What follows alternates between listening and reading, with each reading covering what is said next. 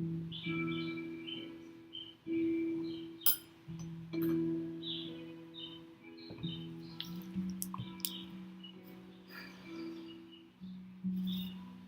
guys, this is FinnGraves. It's Saturday at Apollo Tattoo, and today I'm going to work on drawing a dragon. So, the guys helped me out. They pulled up some of these different references because the dragon my client wants, and I have a couple of clients right now that want dragon tattoos, and so that's kind of fun, like all in the same week they came in. And I'm excited to draw them. And so these are the tattoos that my clients want.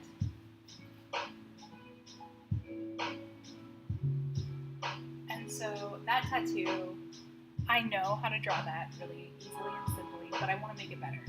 And so this is the one that's tomorrow, and so this is what I'm focused on drawing right now.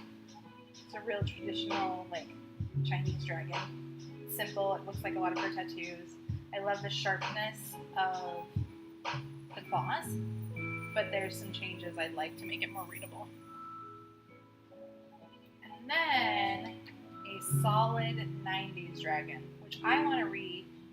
This is like a tribal dragon, but it's squished. I want to elongate it. It's her very first tattoo, and she's like 65, and she wants a rose, and so I'm going to put a rose in the middle of it, which I sold her on.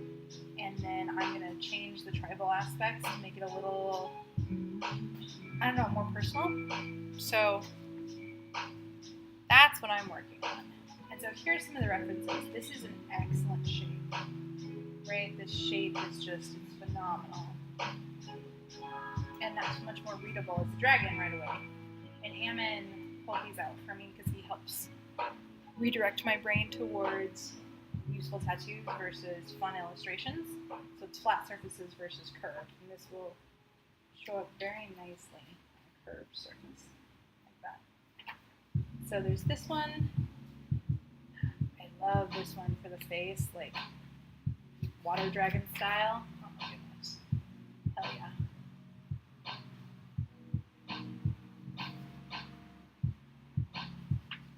This one's my favorite. It's like this little gamer dragon creature of cuteness. It's got like a little fox mouth. This one's useful. This again shows that flow, and it's on the ankle, so this is the right shape for that one. It shows how to have the head in it with the curve. I kind of want the claws to be sticking out more. And then this one, this is kind of the one that I want to do because the other lady with the tribal piece, I kind of want to make this be tribal with a rose like intermingled like in the paws around here, maybe here, like blow a rose up, I'm not sure yet. So here's my paper, and my plan is, and we'll see how good my plan goes, but my plan is to draw and kind of talk about what got me, how I got into tattooing. I need a little bit of practice in being able to tell stories and narrative and find the ways that that really works for me. And I think that live streaming has this opportunity to allow part of that process to happen. So, yeah, that's my plan for today. The sketch of the dragon needs to be in a certain area, and I use red pencil, so it's going to be harder to see for the first part, but I got to be light with it.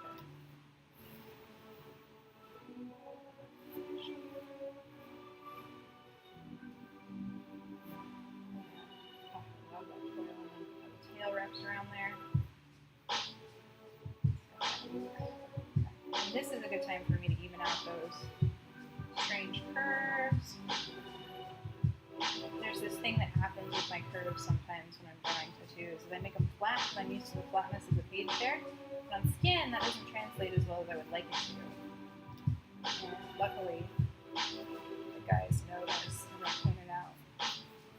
That's one of the things with tattooing I feel that makes me feel actually really secure, is there's these checks and balances with this stuff. It has this ability to, you can check in and be like, hey, what do you think? Is this right? Does this feel good? Does this have flow? And they're like, no, it doesn't. And then they just point out where the flow is wrong. And the process just builds from there. It's, for me, that level of critique and criticism is something that makes me feel safer, actually, which is interesting. Somebody is attempting to come in, and now they are not moving. Is his day off?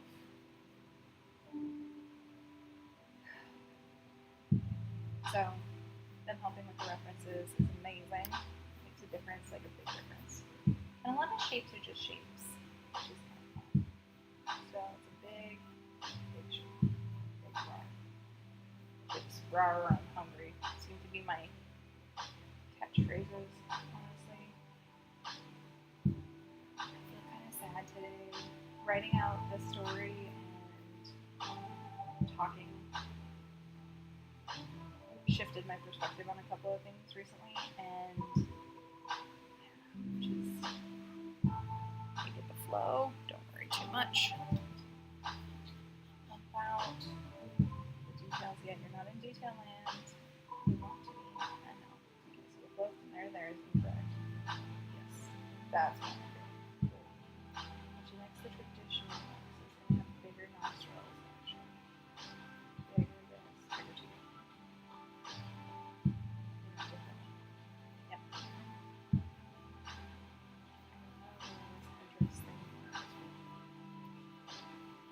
Too tight. Back up.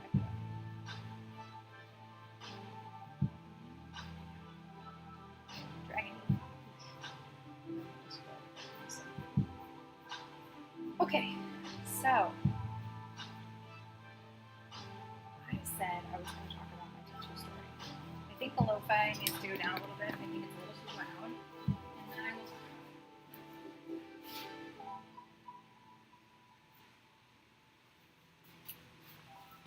Because I need some music in the background. But, okay.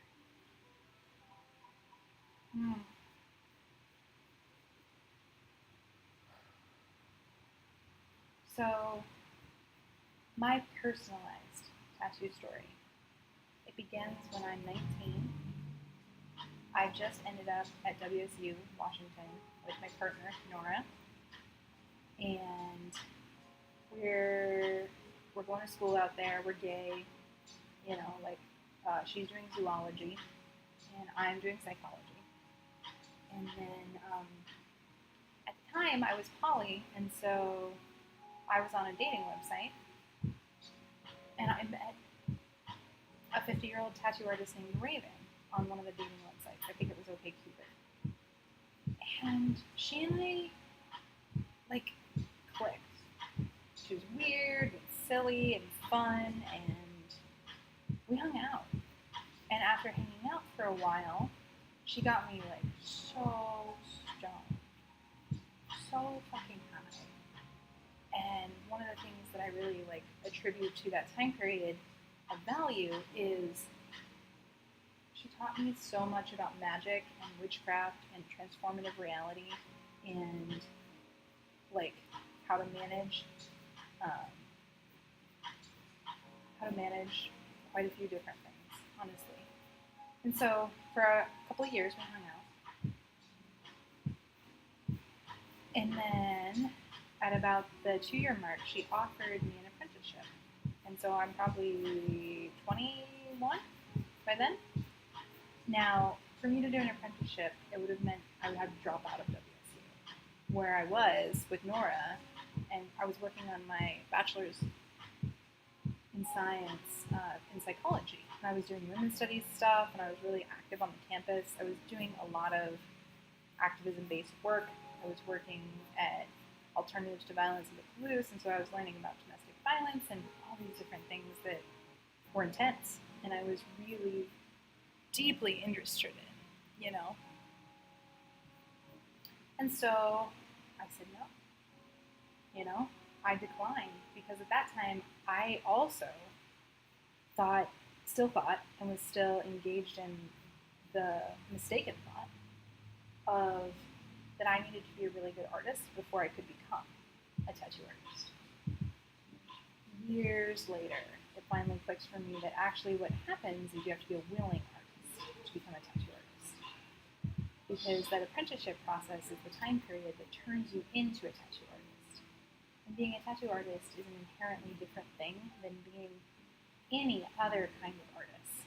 Skin as canvas means you have a good day. Oh, Hammond is waving me. I'll be back.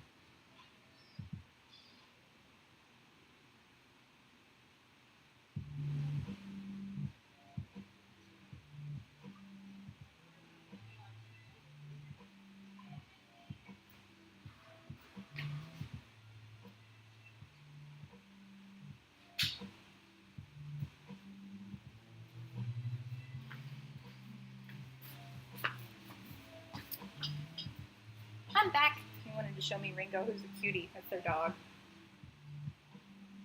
Oh my god, this tea is amazing. So, okay, back to the concept. I really thought that I had to be this incredible, talented artist. And I thought Raven was this really phenomenal artist. She drew really dark stuff, very 90s tattoos, actually. And she learned, she was like Pennsylvania hillbilly. Like that's where she learned, and she had to fight her way through the industry because the industry isn't that kind to female tattoo artists. And it's actually getting a lot better.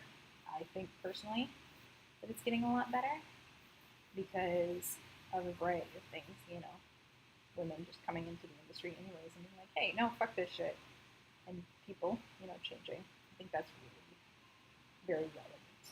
You know, people are willing to change. And if you're willing to change, things actually change and shift, which is powerful. So the way she learned was this whole different way that sounded any fun at all to me. So it was pretty easy to get that. You know what I mean? And I don't regret that choice. It would be nice to be further along in my career because I'm 35 and at 35 I'm still like a baby tattoo artist. And that's a whole different experience, honestly. This like being a baby version of yourself when you're 35 feels a little bit strange, but we're always growing and evolving. So I'm just glad I have a journey, to be honest. Yeah. So that's the thing. That was stage one of me really like thinking about and considering becoming a tattoo artist. In stage two, I became a regular artist. Like I became an illustrator, a painter, a writer, self-published stuff. I've been in some galleries. I've done some shows. I'm very much still an emerging artist on all the levels of art that I am. And I spent the next 10 years drawing and painting. I journal pretty excessively. And I also write usually once a year. So I've written like 6 books. They're all rough drafts. They're not finished. And I need to go back and do that process. But I've written them. So I've done this process. I probably have like 30 journals filled. And so this whole process, this building up of material, I have sketchbook after sketchbook after sketchbook that's been filled since that initial time period of like, hey, I want to be a better artist if I'm going to be a tattoo artist, I tried out every form of art that I could get my hands on. So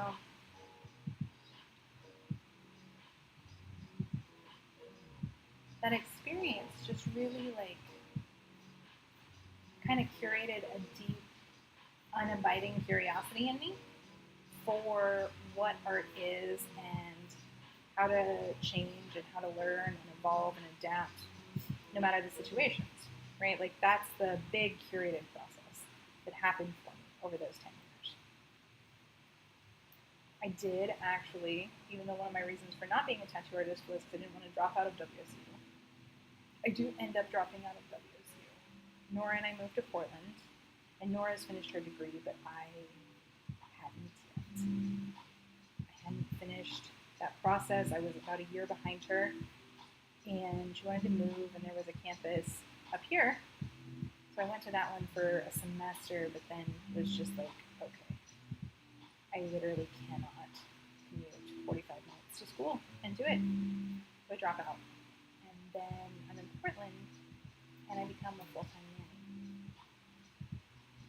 So during this process, becoming a full-time nanny, all these different things, I'd already been doing that since I was 13, like babysitting and different stuff. But in Portland, it became an actual career for a while. I was with one family for 5 years, another family for 2 years, another family for 2 years, And so this process, like I'm with these children long term, and I'm connecting to them, and we're drawing, we're interacting with the world.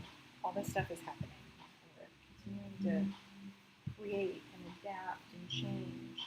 And I really enjoy getting to help parent those children. Like I feel like being a nanny was something that was, I don't know if honorable is the right word, but like something that was really worthwhile to do. I felt like I had a difference in those kids' lives, and I felt like their parents treated me with respect. Like I picked really good families, and they encouraged the creativity in the kids and encouraged the creativity in me. And so I was getting paid to draw for like minimum 2 hours a day. So I was getting really used to this process of drawing and drawing and drawing and drawing, right? Which is, I would say that's the number one. Willingness to learn is necessary for a tattoo artist, and then just this like obsessive need to draw. Because we draw all the time. I literally spend 10 hours a day drawing some days. And on a regular, like low-key day, I spend 4 hours a day drawing. That's a lot of drawing. And I'm not super busy as a tattoo artist, Cameron probably spends about 6 hours a day drawing every single day. Because he's the busiest. And all the rest of us, we fucking draw constantly. We're working on some type of art all the time.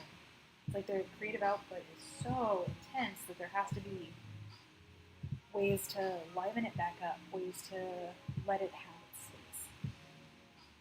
Okay, so I'm a nanny throughout my entire 20s. This actually does a lot of work for me.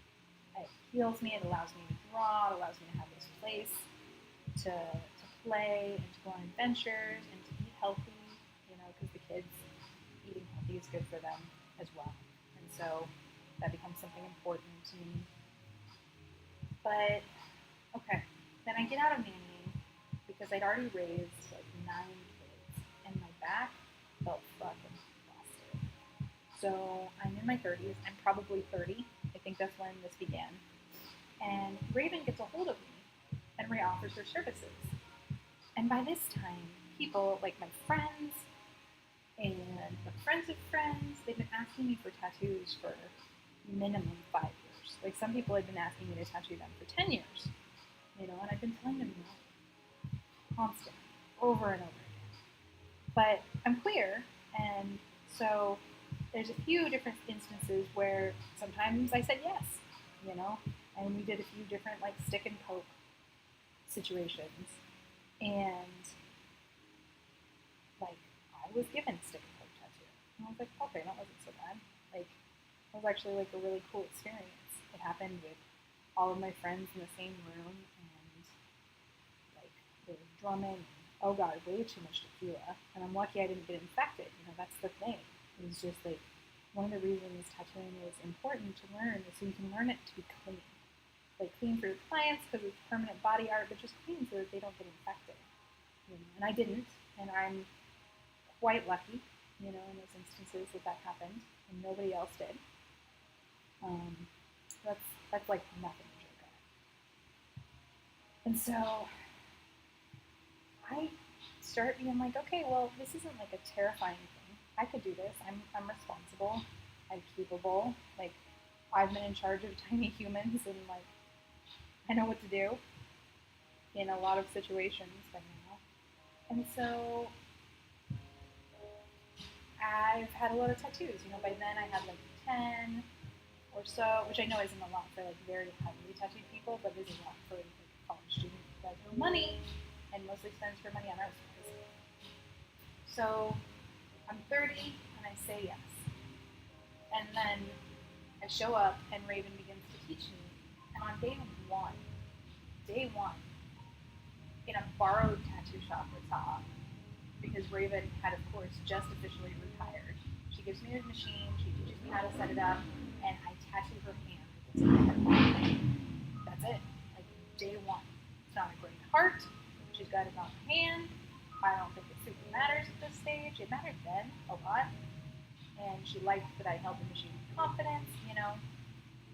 I was fucking hooked. So I agreed to do an apprenticeship with her. Like, and I commuted back and forth from Portland to Marysville, Washington once a month for weekend-long intensive. And this process lasted about 6 months because it was motherfucking rough. It was hard, and our teaching styles were different. Like, I tried so hard to learn her style, but it was, let's just say, it was a pretty big struggle as far as things go. And with that struggle, she then tries to hand me off to Tom from the borrowed tattoo shop, who she had taught. And Tom is better at teaching because her minds work similarly, and because Raven taught her. So what ends up happening is I'm like 31 about, and Todd is really busy, and I'm still commuting to Marysville for 1 weekend a month to learn this shit.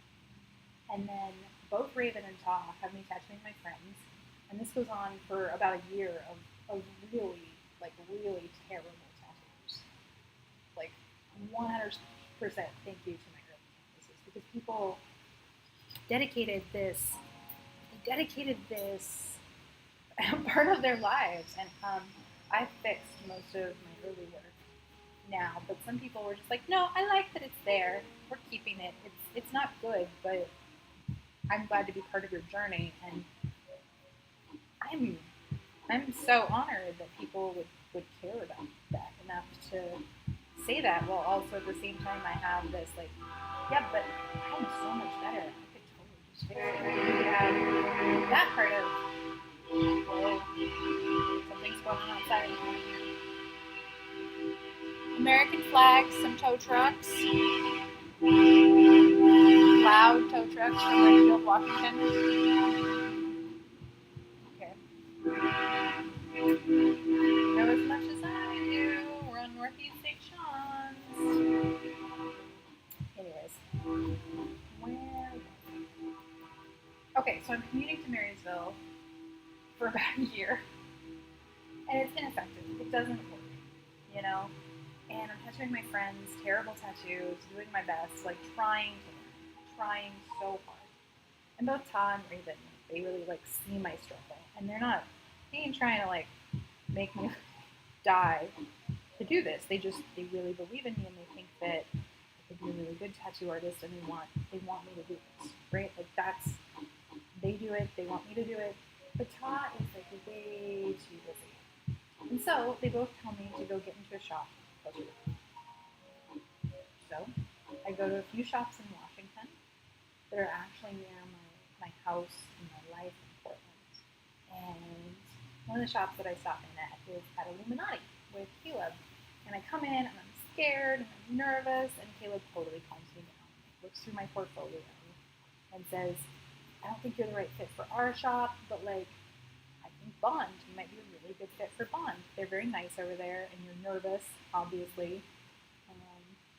And tattoo people are just people too, is what Caleb tells me. And that does the thing for me. So I go over to Temple of Tattoo. I managed to get their shop manager position, and I managed to actually get a paid position at Temple of Tattoo with Bond. And that pretty much means I handle their social media, I do their website, I manage the appointments. It was a big learning curve. I do all the sterilization, I clean the shop, like all those things. But I'm getting paid. And so I worked my ass off for them for about 6 months. And then at the end of 6 months, Bond cut me off because, according to her, the $2,000 she was paying me was killing her. And so that process, I'm crushed. I'm literally crushed. I finagle like another 2 weeks out of pay because I just need to find another job really quickly. Because, dear God, I'm being paid under the table. There's no unemployment happening. What I don't realize at the time, what a magical thing it was to finagle like 6 months of paid labor at a tattoo shop. Like, I have no idea what this is. Because for me, I like to get paid for my work. And that's something that's always been pretty important to me, is to get paid for my work. So I want to. It's a little bit too bearish for me, sure. But it's so in this one.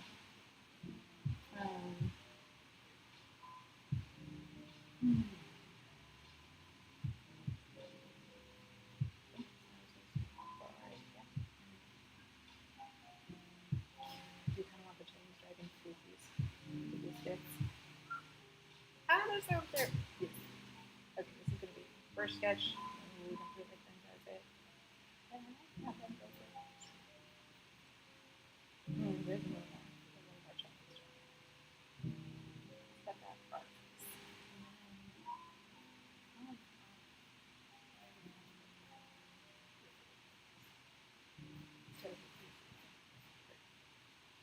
Yeah, simpler. She wanted it more simple.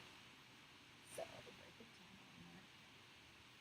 Okay, so also something else that happens while I'm at Bonds is I'm able to go back and I'm able to finish my Bachelor's of Science at WSU. But instead of getting it in psychology, I get it in sociology. And that's 6 months of time. So I'm learning at this tattoo shop. I'm taking care of them. I'm working online, doing my schooling, and I finish my degree, and I'm being paid for this labor, and I don't realize what a gift this is. And so while it took me 10 years to finish my BS, it feels like a big accomplishment, right? And then Dawn offers for me to become the shop apprentice, the apprentice for everyone in the shop. And at the time, she had 8 tattoo artists, and I was scared of one of them, honestly.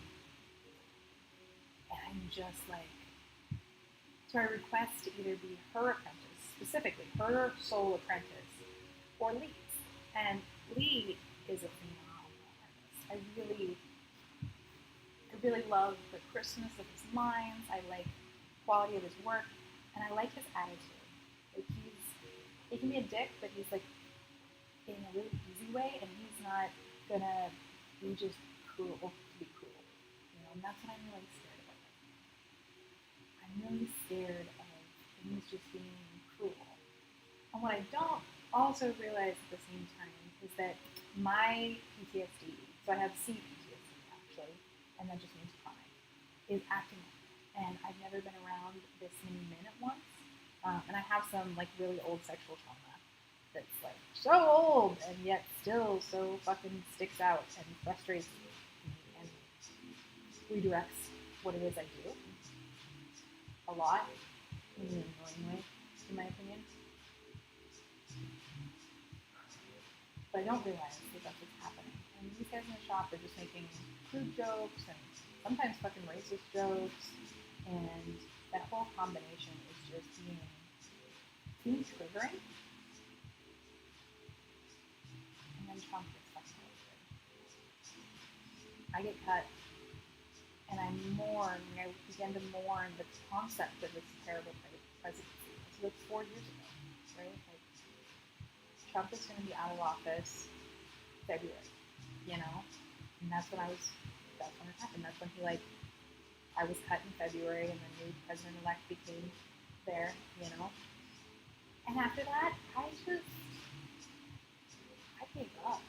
I gave up for a couple of years. I stopped trying. I stopped trying to find my way back into the industry, you know? I tattoo people here and there, doing my best, but struggling and hating that I can't feel legit or capable, and my growth is stuck. I'm not able to push past whatever limit I was able to get to there. I'm stuck at the same place for 2 years. So it's rare, and I tattoo only people I know, and I leave it at that.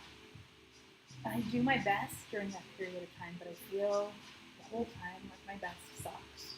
I go back to nannying, and then I just decide, okay, you know what? I'm going to save thousands of dollars. I have 2 years, and I'm going to save thousands of dollars. And I do it. I have 2 years, and I hoard every scrap. Then the kiddo ends up going to school, and I'm cut again, and cut adrift. This time, though, I have 6 months of unemployment, and I live off of that. And so my friend, Christopher Craig, who is a local Portland artist, he gives me an art gig at Saturday Market.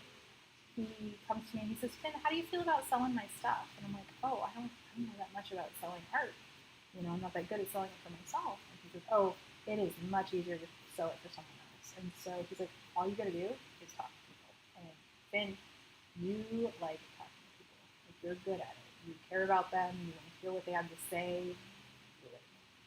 You got this, you know? And so I try it. And it's hard. It's physical. It's really fun. And I research selling and storytelling and connections to people. And I figure out that, number one, the Saturday Market people are my tribe. They are my crew.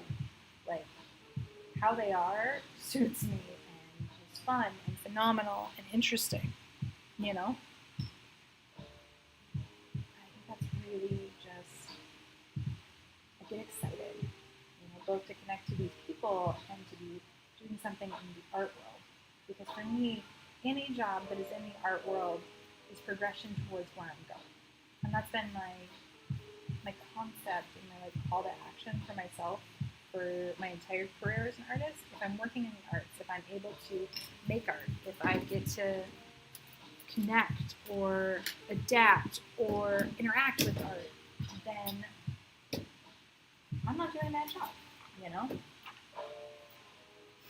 And so I actually really enjoy selling stuff for him. At Saturday Market, it feels good to me. It feels as if the process, there's something more that's happening, and my confidence grows, you know? And it's here at Saturday Market on a Sunday, on a sunny Sunday, that Joel, who has just left Apollo Tattoo, which is where I'm streaming from right now, walks up to me with his gorgeous green eyes and his witchy player attitude. And our conversation turns from hey mama, to a really artistic conversation. He ends up sending me to Apollo, and he says to ask for Ammon. And he tells me that Ammon's legit. He's the real deal. He's both a real artist, he's a real person, he gives a shit. And there's a chance, in this instance, that I could be the right fit for him.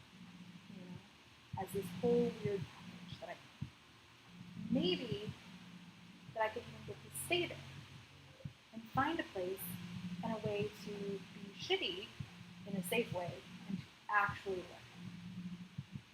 I'm 33 by this time, full on in my junior year. And now, in the middle of this, in the middle of all of this, like, I've gotten divorced once. Nora and I break up. I'm like 26 when it happens. I moved to Hawaii. We're back. I'm 33. I'm with Bethany, and I'm ready to try again. I have $12,000 saved in the bank, $3,000 in my 401k from Nanny, and I'm finally ready for the stage of paying my dues. Back when I was at Bond's shop, the concept of paying my dues and of being hazed had me like terrified of bad face tattoos, really awful jokes, and honestly, I was really scared of being like sexually assaulted because that type of abuse was something that I was really used to, and so I was unwilling to experience that type of abuse in a work situation. Like, I've done so much work in my life to heal and to adapt from all the different situations that have happened to me that I'm unwilling to go back into a situation that will harm me. Like, that harm is just so completely unnecessary, in my opinion. Harming someone doesn't make a good tattoo artist. And a lot of the shops, like all the shops that I've mentioned, don't do that kind of thing, But I was scared of it. And then, because I have PTSD and I have anxiety, my brain just was like, abso-fucking-lutely, like, this could be a real thing. I'm scared, and I'm just terrified. And my PTSD refused to let me feel safe, like at Bosch. And I think that really what happened was I had a lot more learning and growing. So I get brave, I buck it up, and I gather all my materials. I gather my portfolio. I gather a portfolio of my illustration style. I gather a photo portfolio of where my actual tattoo level was at, because it wasn't at a high level, and I really needed it to be seen. And when I met Ammon and Sam at Apollo Tattoo here, I was finally ready to learn, and really, really, really ready to learn. And I walked in, and we sat on the couch, and I met both Sam and Ammon on my first day, and I felt safe sitting there with these two men standing over top of me. And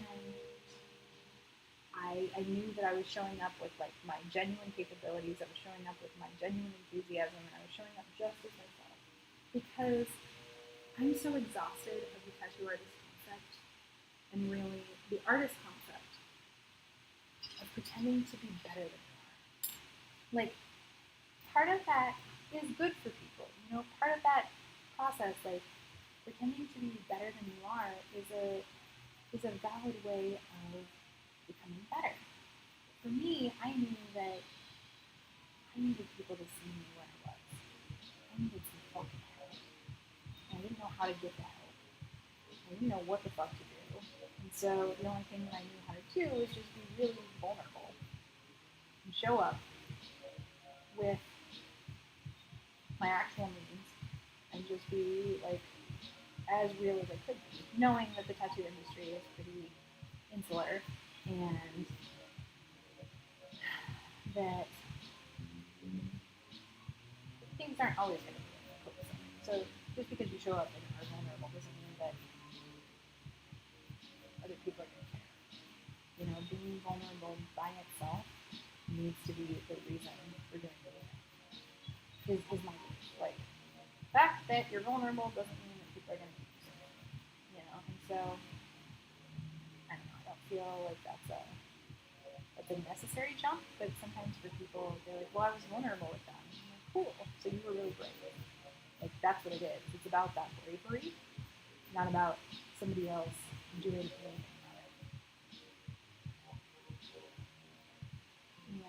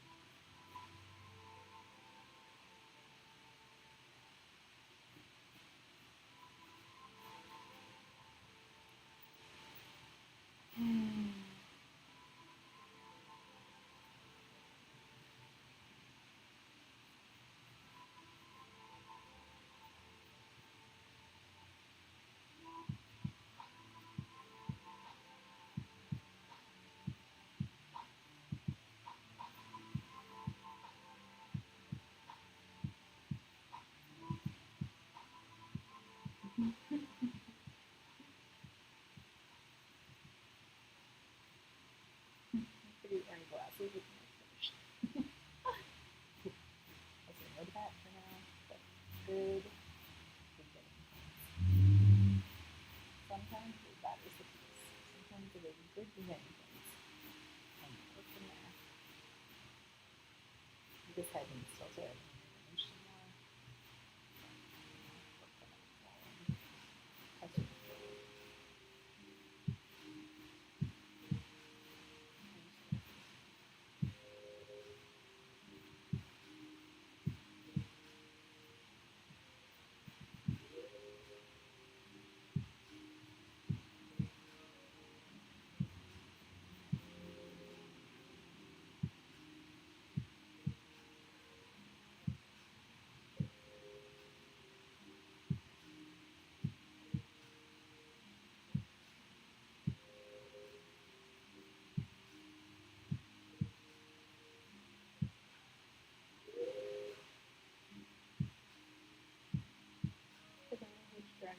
Wow.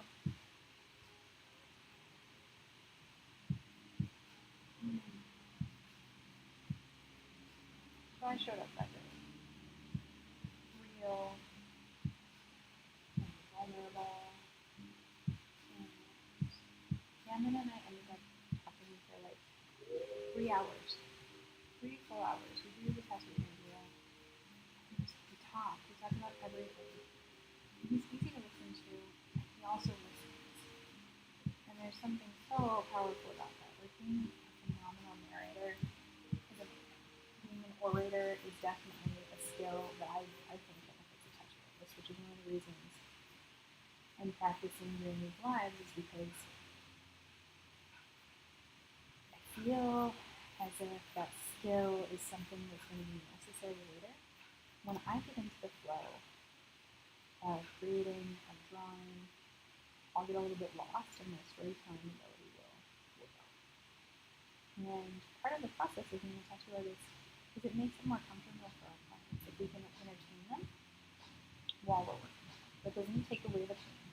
But when a story happens at the same time, it offers this space for them to tell their stories. It offers this like healing concept, and it's this balm. Like you're coming in and you're being hurt with this cool art on your body, but you're also being hurt and you're showing up the experience. Like you're interested. You're like, this isn't the life that I live, and for us it's the life we just live. You know? It's literally an everyday thing. So I'm trying to learn how to tell stories that feel important to me, but also feel important to other people. You know, I don't want to just tell stories. I want to tell stories that matter to people. And I think that something that matters to people is people are curious. Like, how do I get into tattooing? And the thing that people told me that I found the most unsatisfying is everybody has their own way. You know, like there's no one way into tattooing. I was like, fuck that shit. You know, you just gotta do this and do that, right? And they're like, no, that's not how it works. And of course, because they were in the industry and I wasn't, they were 100% correct. You know, like every single person comes to tattooing in a completely different way. Tattooing can be a linear path, but it is not most commonly a linear path. It seems to be much more of one of those staying of the path. Like just being like, this is my path. I'm going to keep motherfucking doing this because it feels like I have to, or it feels like I want to, or it feels like something important and relevant. You know what I mean? It has that drive, that need. I feel like for me, tattooing, if it didn't have a need, I didn't feel like I needed to do it, I would have fucking stopped. I would just not done it anymore because there were so many obstacles in the way to the process. You know? Like, not getting paid for a really long time. What the fuck? Like, how do people handle that? And how people handle that is usually they're 19 when they do an apprenticeship. And they're living at home, or they have financial aid or something. You know, they can do more than one thing. And they also have a lot more energy. And so for me, I'm older.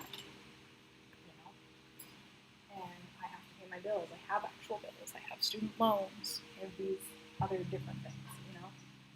You don't have one when people are normally beginning their tattoo apprenticeship.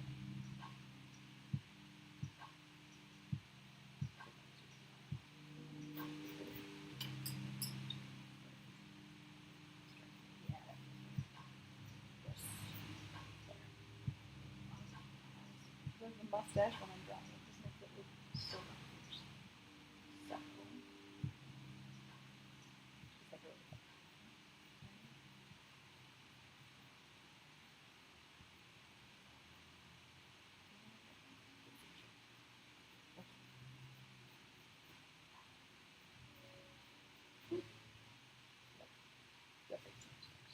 The body has some nice flow with it. I like that flow. I'm going to keep working on that, but the face needs definitely. I'm going to have to pull it off and retrace it and switch it.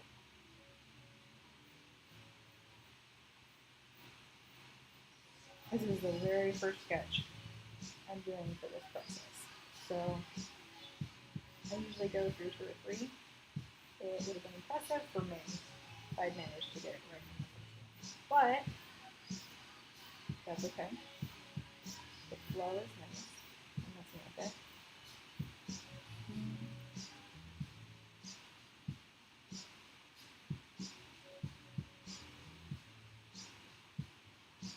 So what happens is he gives me a 2-week trial period.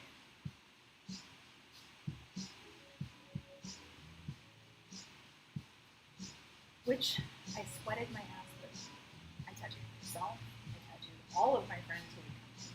And while not being good, I was able, just by being in the shop and having them there, to significantly improve. A lot of the things that Raven taught me were incorrect for this generation of tattoo artists. And I passed. I passed their first 2 weeks of initiation, and then I was given a 3-month trial period as a tattoo artist. And then, a month and a half into that second trial period, right before we go to a convention, like right before we go to a convention, my first convention, of course, I get hit in my blazer on my way to work by a semi, and my blazer is totaled. Like, it was worth nothing, so it's totaled. So I don't have a car, which I continue to drive around with the side door bungee strapped on and the back bungee strapped shut because it didn't hit the engine. They hit me from behind. Boom, bad whiplash. I was driving like an asshole. My arm was out like this, like driving like an asshole. I guess that posture, like with your hand out like this, like just doing this is so painful. Like, and it's a year and a half later. But it took all of this. It took my entire left arm and just like fucked it up. It fucked up my neck, it fucked up my back. And then, so within my 3-month trial period, I get hit by a semi. And I go from being like this incredible workaholic to this miserable girl creature, It's and so for my next full year of tattooing was a literal miserable slog. It was a slog. I made the shop between 2 and 4 days a week max. And a lot of the time, I just fucking laid in my car and sobbed after my doctor's appointments. Because I was going to between 2 and 4 doctor's appointments a week. And just going to doctor's appointments after each one, I was exhausted for hours. Because there were physical therapy, there were acupuncture, there was massage. And then there was this whole gym regiment that I was having to do. Some days I can come in, some days I could only for a little bit. And the guys, Ammon, Sam, and then Elias, who was there at the time, went from seeing a kick-ass worker to just, again, back to that concept of this, like, miserable girl creature who was barely keeping her head above water. Like, so we decided collectively, probably about 3 months into that semi-experience, that we were going to demote from being, like, a bad to mediocre tattoo artist to an apprentice. And that was better. Like, that was the right decision. And so they started giving me lessons. They started, like, reteaching me. They started showing me things that would be easier or better if I did it in a different way. They started showing me design techniques and different needle techniques. And so I was doing these small, condensed lessons whenever I was at the shop. And minimum, I was watching them tattoo. And I was being able to do stuff from home. Like a lot of that process is drawing and learning and interacting with that concept, And I had this immense pressure for about 3 months. I was scared. I was terrified that the hazing would begin. I waited for cruelty. I waited for hazing, and it wasn't there. And I began to breathe again.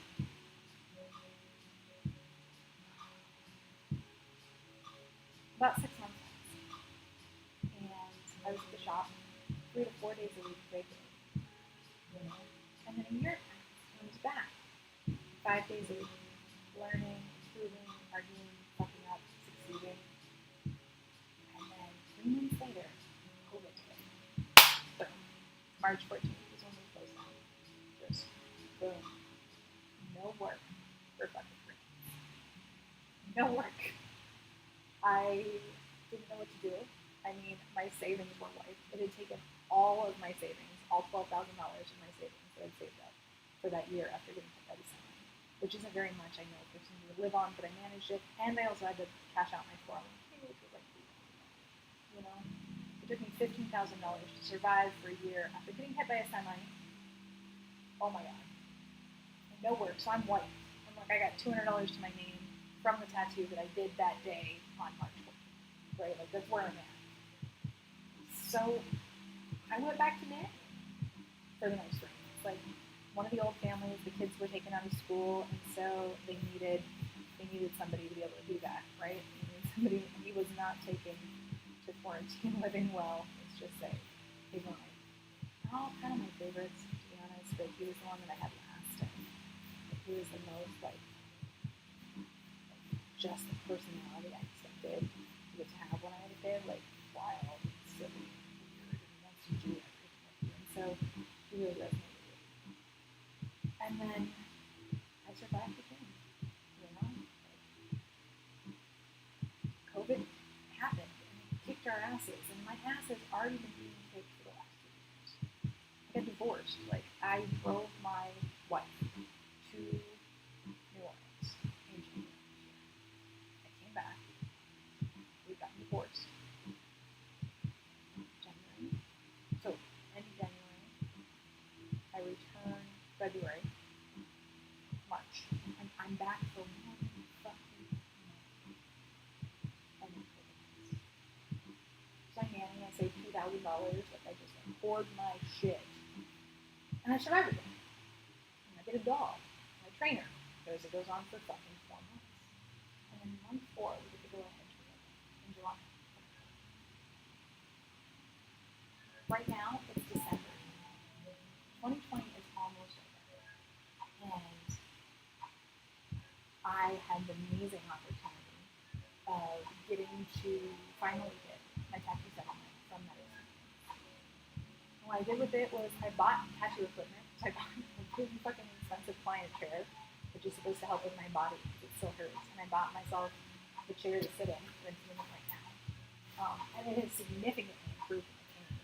And I bought tattoo supplies, and I put all my money away, like the leftover bit of money, which was like $4,000, and I put it away for this year for surviving the winter, like as a tattoo artist, But a weird thing happened. With 4 months off of tattooing, I turned back like a better tattoo artist. Like, all of the stuff had like solidified, and it had like condensed itself into this concept and this experience in a way that I didn't realize, and it didn't occur to me would happen. I did other things. I healed my body. I tried really hard to eat well, to work well, to move well. Because tattooing does that to you. It makes our bodies like kind of messed up. And so having a really strong foundation and things is better. And then, that's what I'm doing. this winter is I'm living off that $4,000. I've got to make that spread for 6 months. I've got it all in envelopes, labeled exactly what my bills are. And I'm really lucky. I'm really lucky that my bills are so small and impact my life in the way that I have. But this month, I think this is why I'm really wanting to tell my story. Hammond came in and he gave me the go ahead. He said something shifted. Like, you're a tattoo artist. You're not an apprentice. And my heart skipped a beat. 35 years old. Over 15 years into the process. Countless hours of drawing, creating, hoping. And finally, in December 2020, I did it. I get my second version of my degree. I've been talking about tattooing being like grad school for an artist. And this is not a representation of what that feels like.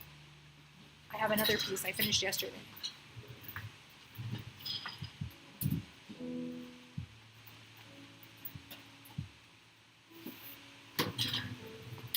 And this is an illustration, but this is what it feels like. And this progression, and this isn't done. This was I worked on this for one day. But this morning, joyful, frustrating, incredible experience that is scarcity and lush abundance is what I feel like happened. And him telling me that felt really good. And it just, I don't know, it hit.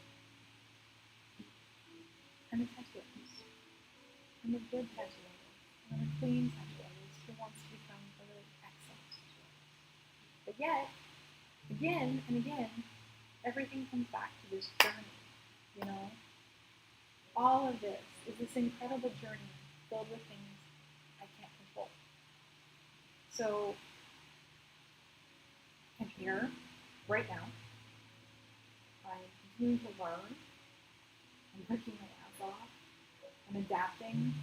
I'm loving up my clients. I'm breathing and sitting back and really learning and trying to enjoy the ride.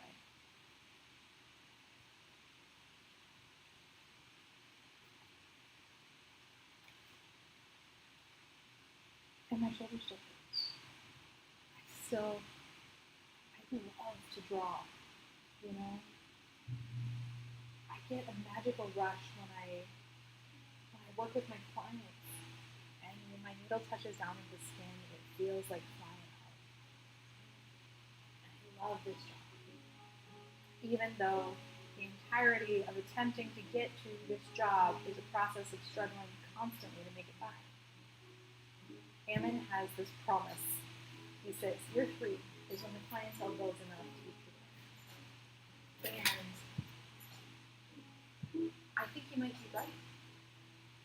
And until another year passes, I just have to trust the process and the journey, and fuck it. I'm still here. And I'm still really glad to be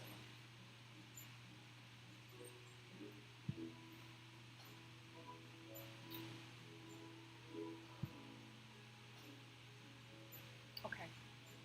I need to go draw this for reals, and I think streaming distracts me from it. So that's my story for now. Story 1. Now I'm going to turn on louder, more intense music and fucking rock this record.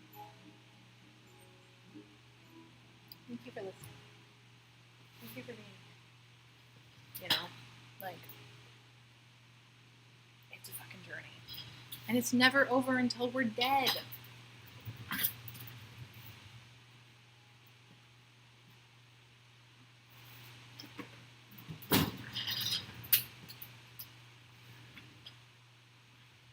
I'm going to try to do streams on Saturdays. It's easier for me if I do painting, because that flow goes with my narrative drawing is so much more of a like linear, logical, that I need to do that. And it's hard for me to tell stories at the same time. So, yeah. Thanks for listening. See you on Wednesday.